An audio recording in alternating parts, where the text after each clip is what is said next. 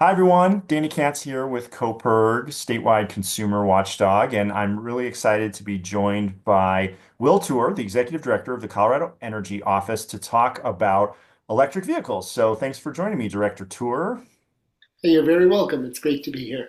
So it feels like now is a really good moment to talk about electric vehicles because Colorado, I know you've been doing this work for 6 years in the Colorado Energy Office. And I think over the last 6 years, we've seen just an incredible surge in the number of electric vehicles that we have in Colorado. And so it feels like a good time to talk about where we're at. What are some of the things that you think have led to some of the success we're seeing? And kind of where we go, next steps, and why this is important for Colorado. But I'm hoping you could just start with Colorado Energy Office. Who are you and why are you involved when it comes to electric vehicle policy in the state? Yeah. So the Colorado Energy Office is a non-regulatory arm of the state government that is housed in the governor's office. And it really has a mission of both helping to reduce greenhouse gas emissions and reduce consumer energy costs by helping to advance clean energy solutions, including electric vehicles. And we really work helping to coordinate the state's overall approach on climate and clean energy. And then we also administer many individual programs, including a lot of the EV programs in the state. Right. Yeah, and I'm glad you brought that up. It's about reducing pollution, but oftentimes the ways to reduce pollution will also be good for consumers as well. So we'll talk about that. But I was looking at the state has a really great dashboard, an easy way to see where we're at when it comes to electric vehicles. And I was looking at it the other day. I mean, we're getting close to 200,000 electric vehicles on the road. Can you just put into context kind of where we're at right now in terms of the electric vehicles in Colorado? Yeah, it's pretty remarkable the growth that we've seen in the market over the last 6 years. So when I started this job in 2019, a little over 2% of new vehicles that were sold in Colorado were electric vehicles. As of last quarter of 2024, it was over 31%. So up by close to a factor of 15 over that 6 year time period. And we've gone from a place where EVs are just a very small market niche to being both the most rapidly growing portion of the automotive market and very much a mainstream vehicle. Yeah. And so to put that I mean, 31%, I mean, that means about a third of the cars that people were purchasing, in the fall were electric vehicles. Is that what that means? Yeah, so about a third of them were electric vehicles. About another 10% are hybrid vehicles. So between electrics and hybrids, it accounts for more than 40% of the vehicles that are getting sold in Colorado right now. That's huge. And so do you have any sense of how this places us in the country? I mean, are we in I would have to imagine we're definitely in the top when it comes to other states in terms of both percentages or total electric Yeah. vehicles. So do you have a sense of where we rank? Yeah, so there are kind of a handful of states that are leading the nation on EV adoption. And really, the three states that are kind of neck and neck are Colorado, California, and the state of Washington. And then Washington, D.C. is also fairly high up there. Um, all the Then there's a pretty big gap as you go down to any of the other states in terms of market share. And it's a little bit hard to say because the numbers fluctuate a bit, but during the last couple of quarters of 2024, it looks like Colorado probably had the highest market share in the country. It certainly did in the third quarter. We have to still crunching the numbers as Right. we look at the fourth quarter.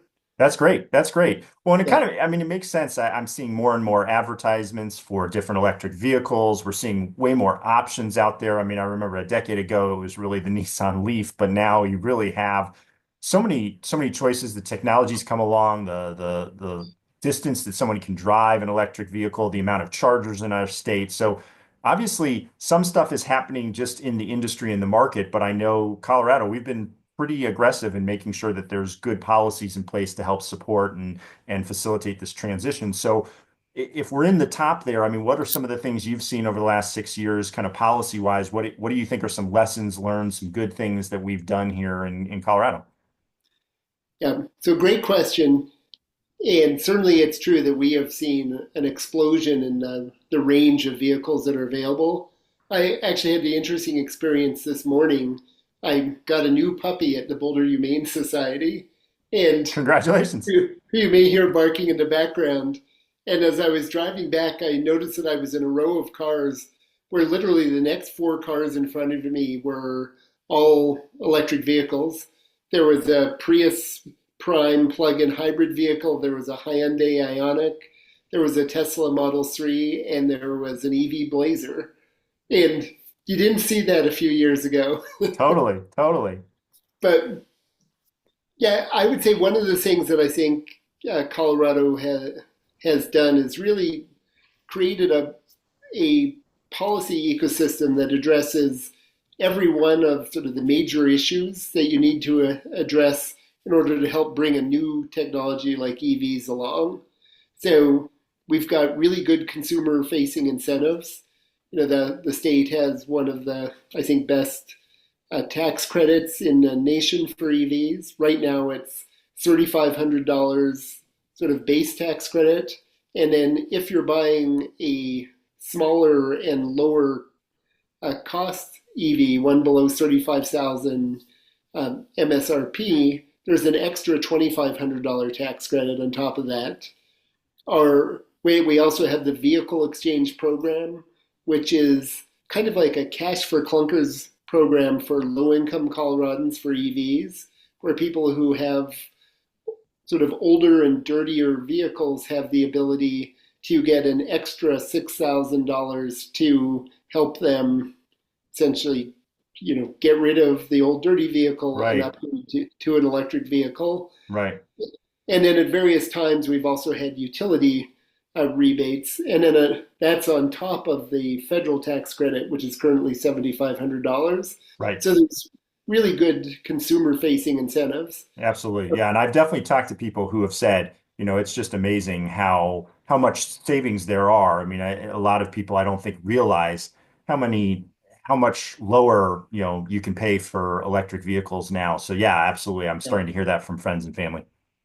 Yeah, I mean, there have been some amazing deals out there. For instance, Nissan Leaf leases at $29 a month, and you know, and leases for fairly large EVs for under $200 a month. And so Yeah. there's some great deals that are out there. Yeah. And when you combine that with the fact that they are so cheap to operate, Yeah. they're if you're charging them at home, it's kind of like driving a car where you're paying less than $1 a gallon for gasoline. Absolutely. Yeah. Uh, so that's one piece of it. Another is all of the investments in charging infrastructure. You Yeah. know, we know that for people to be comfortable driving an EV, they need to know that they can get where they want to go and that there's going to be charging available when they need it. Now, for most people, you do most of your charging at home. You Hmm. plug in overnight, and it's super convenient. And most of the time, you know, it's not like driving a gas car where you have to go to the gas station. You have long periods of time where you never have to do anything other than charge, plug it in at home. Yeah. But for those longer trips, it's really important to people to know that there's charging available. Yeah. So that's a place where Colorado has been really active, and that's a place where the Energy Office is very engaged. We have a variety of grant programs that are helping to get just thousands of chargers out there every year, Yeah. including a lot of the fast chargers, both in communities and along highway corridors. Yeah. Yeah. So you can now be pretty sure that you can go just about anywhere in Colorado and that you'll be within 30 miles of a group of fast chargers. So I think that's really made a difference. And, Yeah. a few years ago, you could be hesitant about, am I going to be able to Right. get where I need to go? And that's Right. not really an issue anymore. Right. I saw that we're even putting chargers in state parks. I mean, what a great way to, why bring a dirty, polluting vehicle to this beautiful hiking Yeah. trail? So more and more kind of park and recreation areas are starting to have that kind of infrastructure too. Yeah, and we've actually done a lot of work to get chargers along our scenic byways. Right. So for kind of the same reason, we know that, Coloradans love to go to the mountains and visit our deserts and all our beautiful areas. And so it's really important to have charging there Yeah. because those are some of the more remote places that people go. Yeah. And as you said, they're great places to protect from air pollution. Totally. Totally. So you've got some consumer incentives in terms of, tax credits and those sorts of things. You've got more charging. Any other policies that you'd point to that have been, pretty helpful in helping to transition us? Yeah. Yeah, I would also say that it's been really useful that we've got a lot of support from our electric utilities. And some of that is just utilities stepping up. Some has been driven by state legislation. But a number of the utilities offer um, rate structures that both help to encourage people to charge at night when it's cheapest for the utility to serve, but also make it really even cheaper for you to charge your vehicle. So utilities have adopted time of use rate structures that are really good for EV charging. We've also seen a number of utilities that have offered their own incentives to support EV charging. So Excel Energy, for instance, has a program that can help people install home chargers really affordably. A number of other utilities have put together really sort of interesting programs that help to drive fast charging in those places where it's cheapest and easiest for the utility to provide the power.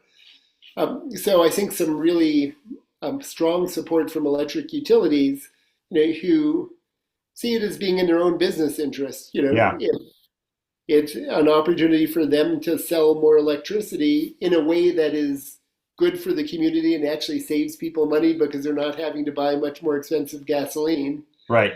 Right. And then another area that I think has been pretty useful has been some a big emphasis on consumer education. So we Okay. have both a really good, I think, public facing website, EV Co, where people can go and both see all the wide range of electric vehicles that are for sale in Colorado and see how to access all of the different incentives that are available to them. As well as we've done a lot of work with community organizations supporting things like ride and drive events across the Right. state that allow Yeah. people to see what it's like driving an EV. Totally. And then there's also a regulatory element here that Right. focuses on the auto manufacturers, where, for years there have been federal requirements and state requirements for manufacturers to, over time, in clean up the vehicles that they're selling. And this is pursuant to the Clean Air Act and has helped to lead, over the years to vehicles that have, much lower pollution compared to older gasoline vehicles, but also increasingly has been encouraging manufacturers to sell more electric vehicles. Hmm. Hmm. And Colorado has a zero emission vehicle standard in place that requires manufacturers essentially each year to increase the percentage of vehicles they're selling that are EVs. And in practice, what we've seen is that the market is way ahead of our standards. They Right. sort of create a regulatory floor, but right now it's slightly complicated how you calculate all the credits. But basically, this last year, the standards required that about between 6 and 7% of vehicles sold in Colorado were EVs. As we talked about earlier, by the end Right. of the year, we were up to a 30% market share. Right. So, 4 to 5 times higher than what is required. But what those regulations really do is they help to focus, I think, the attention of the auto manufacturers that this is a state where they want to make sure that all of their electric vehicles are actually available for sale Absolutely. and where they are going to put some real effort into marketing those vehicles and offering good deals. Yeah. Yeah. Absolutely. All right. So I mean, lots of hard work over the last 6 years as the market has also been transforming too, have come together to position us really well.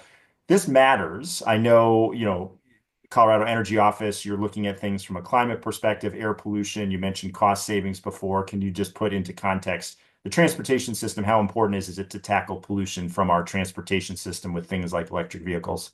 Yeah. So there are so many benefits that EVs bring. Certainly one of the biggest is when it comes to air pollution and greenhouse gas pollution.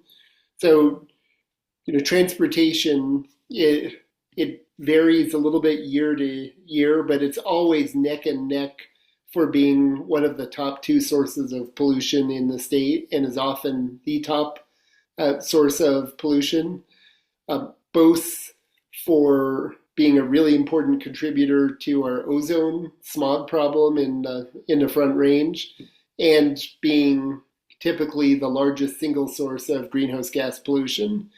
And switching from burning gasoline in cars to electric vehicles just dramatically reduces that pollution. Yeah, Even with our existing grid, where it's about 40% renewables, about 30% comes from gas, and about 30% comes from coal. Even with that grid, there's really big right. decreases because EVs are just so much more efficient in the way that they use energy compared to a gasoline car. Yeah, But we're also on a pathway towards an incredibly clean grid. Like right. The grid's getting cleaner. Yeah, by the end of this decade, we're going to be about 80% renewables. The greenhouse gas pollution coming from our grid is going to be about 15% of what it used to be. Mm. So 85% lower than it used to be. And driving an EV in Colorado when it comes to pollution will be approximately equivalent to driving a gasoline car that gets over 200 miles to the gallon. Wow. And Okay. that gives you a sense of, Yeah, and the grid's going to continue to get cleaner. So right. these truly are going to be over the lifetime of the vehicle. You buy an EV today, when it's still being driven 15 years from now, it's going to be damn near zero emissions. Right, right, So right. huge pollution benefits. But there's also a lot of financial benefits that come along. There's sort of the obvious one that you're not having to buy gas and that charging with electricity is so much cheaper than buying gas, especially Yeah, if you're able to do a lot of your charging at home. yeah, For me, I've calculated it turns out to be the equivalent of gas at about 75 cents a gallon. yeah. Been a while since anyone's paid that. Yeah. Well, and you kind of avoid the gas spikes, the gas Yeah. price spikes that so many of us, experience too. Yeah. I mean, electricity prices, while they may go up a little, they're pretty darn stable compared to Yeah. gas or to natural gas.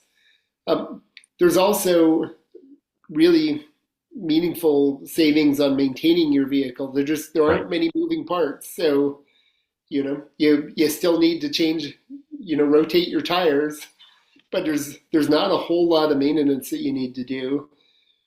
But there's also some other cost savings that are maybe less obvious, and one of the really interesting ones is actually the savings to other utility customers. It turns out that because EVs are largely charged at night, when there's a lot of excess capacity on the grid, Yeah, yeah. it's very cheap for the utility to actually provide that electricity. And in some cases, you're actually using like surplus wind power at night that otherwise might just have to be turned off. Right. So you're bringing in more revenue, but it doesn't cost very much to serve it. So you're essentially helping spread the fixed costs of the utility system over more kilowatt hours at a time when it's really cheap to serve. And so it exerts downward pressure on everybody's utility rates. Yeah. Doesn't mean utility rates are going down because there's other forces that are making them, have been sending utility rates somewhat higher over time. But it means that those increases are smaller than they would otherwise be. And we did some analysis a few years ago with a consulting firm, MJ Bradley, that concluded that every electric vehicle that was added to the grid in Colorado over the lifetime of that vehicle offered about $650 in savings not to that person, but to all utility customers, spread across all the customers. And so, if that's one electric vehicle, that's just a tiny amount for each Yeah. person. Yeah. Yeah. But but if there's a million EVs on the road, which is Right. basically our goal for the end of this decade, Yeah. it's $650 million in cost savings to utility customers. Yeah.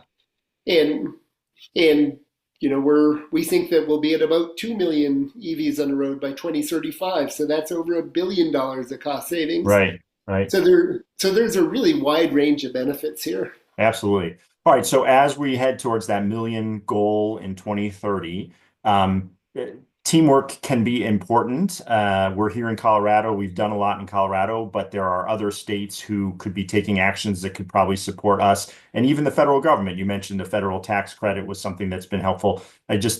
What else would be helpful across the country that for other states or even our federal government to do to support our work here? Yeah, that's a great question. And I would say, over the last 4 years, there's been really strong policy support and investment coming from the federal government. So with the extension of the $7,500 tax credit for EVs, that's been really important and really useful. And along with that, there's been a significant federal investment in charging infrastructure through the National Electric Vehicle Infrastructure Program, which basically made $5 billion available for investment, primarily in fast charging along corridors. Colorado has had $45 million allocated from that program that, you know, is we also have a lot of state and utility investment, but that's been a really important source of funding for expanding EV infrastructure, and we would love to see that program and the federal tax credits continue into the future. When it comes to other states, I think one of the most important things is really building EV charging infrastructure. Right. So, as I described, the fact that you can get just about anywhere you want to go in Colorado, that's great. But a lot of folks also do longer trips Right. outside of the state. And there's a program that started a multi-state effort nearly a decade ago called the Regional Electric Vehicle um, Regional the Rev West, Regional Electric Vehicles for the West Memorandum of Understanding between 8 Western states that committed us all to work together to deploy EV charging along our interstate highway corridors. And different states have made different degrees of progress on that. One of the things that's really nice for Colorado is that if you think about where a lot of people want to go, like people in Colorado often love, for instance, to head out to Utah for vacations. Sure. Utah has actually done a really pretty good job at getting EV infrastructure out there. New Mexico has had a real focus the last few years in expanding their EV infrastructure. Arizona is doing a pretty good job. Some of the other Western states, haven't been doing quite as much there, and so that's a place where we'd love to see more action on really building out the infrastructure pursuant to that the Rev West MOU and really using the federal funding that's available there to make sure that across the entire West you can get wherever you want to go. That's great. Well, so I'll take some of the links that you mentioned to the dashboard and some of the other resources in Colorado around the tax credits and other things. I'll put that as part of the blog post with this video here. But I guess anything we didn't talk about that you wanted to say if somebody is asking the question, why has Colorado been so successful when it comes to electric vehicles in 2025 and anything else that you would want to say before we wrap up? I think that does cover the most important factors. I mean, I think that and just the fact that people in Colorado, I think, are both care about saving money, care about air pollution, and I think there are a lot of folks here who are kind of innovative and embrace, technological advancements and innovation. So I think that is another important factor is that we're just the kind of state where individuals embrace electric vehicles. Sure. Great. Well, as I said, if you're watching this, check out our blog post. You'll see some of the links there of the things we talked about. and glad to hear how well Colorado's doing. And I look forward to celebrating over 1 million electric vehicles on the road by 2030. So thank you, Director Toor, for chatting with me. Oh, thank you. And we look forward to celebrating that million EVs also, and we'll keep the charging pedal to the metal. Bye, everyone.